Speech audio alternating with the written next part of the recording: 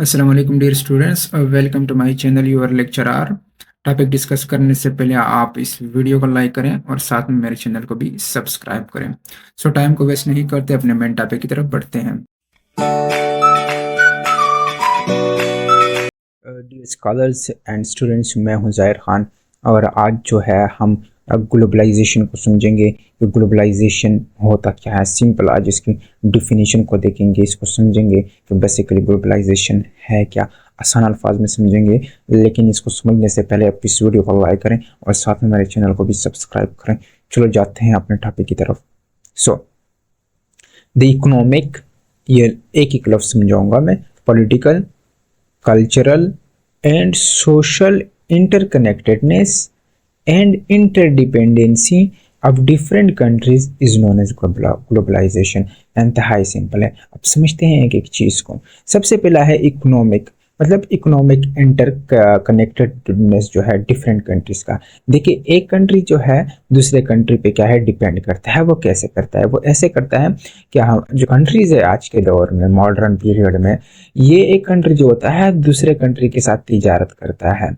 अगर हम वेपन्स की बात करें तो एक कंट्री जो होता है दूसरे कंट्री से क्या करता है, वेपन्स लेता है। ये क्या आता है? ये इकोनॉमी आता है। सिमिलरली बहुत सारे गुड्स अशिया होते हैं। एक कंट्री जो होता है वीट एक कंट्री से क्या करता है, इंपोर्ट करता है।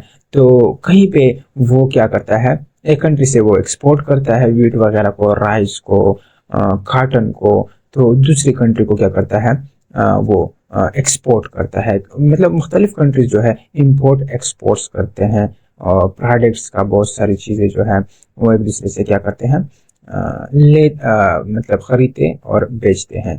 तो ये है इकोनॉमिक इंटरकनेक्टेडनेस। और दूसरा है पॉलिटिकल इंटरकनेक्टेडनेस है क्या? देखिए, पॉलिटिकली क्या है, हम एक दूसरे के ऊपर क्या है, डिपेंडेंट है। हम क्या कर देते हैं, समटाइम्स क्या होते हैं कि हम एक दूसरे के साथ क्या करते हैं, बहुत सारे एग्रीमेंट्स करते हैं। जो नाइबर कंट्रीज होते हैं उनके साथ अच्छे रिलेशन डेवलप करने के लिए क्या है, हम उसकी क्या करते हैं, ताकि वहाँ उस तरफ से क्या हो, हमें कोई खातरा ना हो, तो उसके साथ हम क्या करते हैं, बहुत सारे एग्रीमेंट्स करते हैं। पॉलिटिकल लेवल पे बहुत हमारे उनके साथ मुआहदे होते हैं, ट्रीटीज होते हैं। तो बस हम एग्रीमेंट करते हैं। पॉलिटिकल तौर पर भी हम जो नाइबर एक कंट्री जो होता है, जो नाइबर कंट्रीज होता है उसके साथ अच्छे ताल्लुकात कायम करने के क्या करता है, उसके अच्छे ताल्लुकात कायम करता है ताकि कोई इशू ना रहे, कोई कन्फ्लिक्ट ना रहे। तो ये होती है पॉलिटिकल इंटरकनेक्टेडनेस और डिपेंडेंसी। और आजकल तो इतनी ज़्यादा हो गई है कि मतलब जो डेवलप कंट्रीज हैं वो अंडर डेवलप कंट्रीज के जो इंटरनल अफेयर्स होते हैं पॉलिटिकल, उसमें इंटरफेयर करते हैं। जैसे कि वोटिंग का सिस्टम हो गया, लीडरशिप सिलेक्शन का इशू हो गया, तो मतलब उसमें भी ये क्या करते हैं, ये तो एक फिर इशू बन गया है। दूसरा है कल्चरल इंटरकनेक्टेडनेस। अब कल्चरल इंटरकनेक्टेडनेस है क्या? हम कल्चरली क्या है, एक कंट्री जो है दूसरे के ऊपर क्या है, डिपेंडेंट हो चुका है। अब हम क्या कर रहे हैं आज के दौर में, हम यूरोपियन जो कल्चर है उसको अडॉप्ट कर रहे हैं। पेन शर्ट वगैरह हम जो है अपने इन चीज़ों को, अपनी जो कल्चर है उसको हमने छोड़ दिया है। अब यूरोप जो कल्चर है उसको अडॉप्ट कर रहे हैं। हेयर स्टाइल हम उसका कर रहे हैं, ड्रेसिंग भी उसका कर रहे हैं, खाने पीने का सिस्टम, उनके जो आजकल जो हम जो चीज़ें खा रहे हैं, फूड्स है, वो भी इवन हमने उनका अडॉप्ट कर लिया है। तो ये कल्चरली जो है हम इन चीज़ों का एक दूसरे के ऊपर क्या है, डिपेंडेंट है। एक कंट्री दूसरे कंट्री के कल्चर को अडॉप्ट करते चला जा रहा है।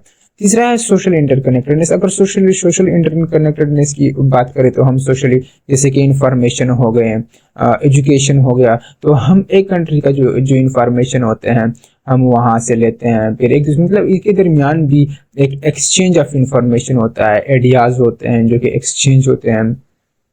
ये जितने भी इंटरकनेक्टेडनेस है, हम क्या है, इंटरकनेक्टेड है। एक कंट्री जो दूसरे कंट्री के ऊपर इकोनॉमिकली भी, पॉलिटिकली भी, कल्चरली भी, सोशली, ये सारे एक दूसरे के साथ रिलेटेड है, इंटरकनेक्टेड है, जुड़े हुए हैं, इंटरडिपेंडेंट है।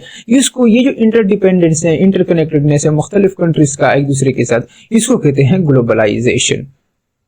होपफुली आपको समझ आ गया होगा। बहुत ही आसान है और बहुत ही सिंपल है। अगर इकोनॉमिक पॉइंट ऑफ व्यू से हम इसको समझे ना ग्लोबलाइजेशन को, तो ये है कि बहुत ही ईजी है। The integration and interconnectedness of national economy with the world economy. ये कहता है कि ये जो हमारे पास जो नेशनल इकोनॉमी होती है, हर कंट्री की जो इकोनॉमी होती है उसको हम कहते हैं नेशनल इकोनॉमी।